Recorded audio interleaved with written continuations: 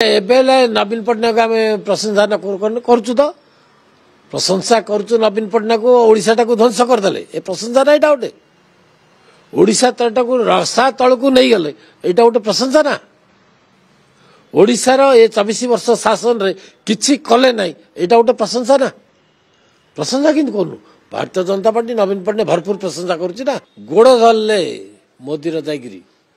दिल्ली धाई धाई आंकर छती छिड़गला आम बता निज गोड़े निजे छिड़ा होचु बाकी रहा नवीन निवास ये नवीन निवासटा तांकर पैतृक संपत्ति हो पारे द्वारा जो भुवनेश्वर अच्छी यहीटा पैतृक संपत्ति नुह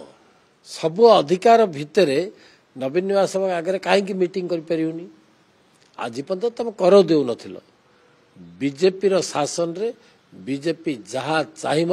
भारतीय जनता पार्टी जोटे चाहब काली देखिले मोदी भाषण से नवीन बाबू तो भितर बसिक शुणुवे ना शुणुवे से अनुभव करुवे जे भाई बीजेपी दल किमती दल ये सही नवीन पट्टनायक जिते मेट भाविला आमर मित्रा ये जो आसते कलकत्ता चंदन मित्रा सेटा कौन बीजेपी के भूलीगला कि बीजेपी केबे कौन सी कथा को भूले नहीं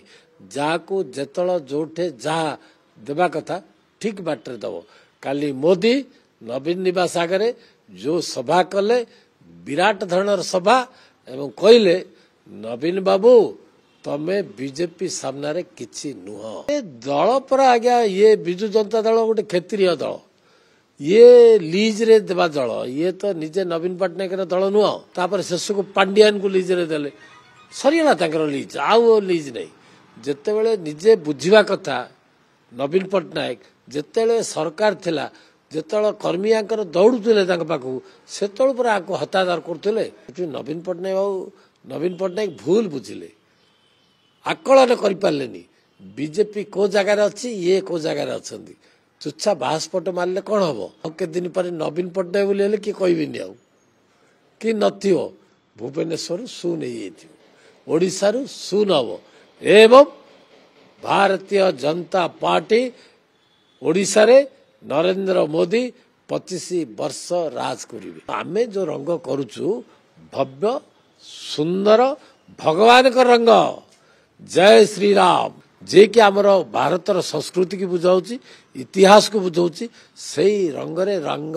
रंगित करुचु आम पृथ्वी को मोदी परिचित कराउछन्ति ओडिशा को भुवनेश्वर को आज परिचित कराउछन्ति समस्त डीजी मानकर एठी मीटिंग करिकरी ये होलिया चिंताधारा कहीं नवीन पट्टनायक एबेले नवीन पट्टनायक आम प्रशंसा करुचु तो प्रशंसा करुचु नवीन पट्टनायक ओडिशा टाक ध्वंस करदे ए प्रशंसा ना यहाँ गोटे ओडिशा तलटाक रसा तल को नहीं गले यहाँ गोटे प्रशंसा ना ओडिशार ए 24 वर्ष शासन रे किछि कले ना यहाँ गोटे प्रशंसा ना प्रशंसा कि करूँ भारतीय जनता पार्टी नवीन पट्टनायक भरपूर प्रशंसा करुच्ची ना।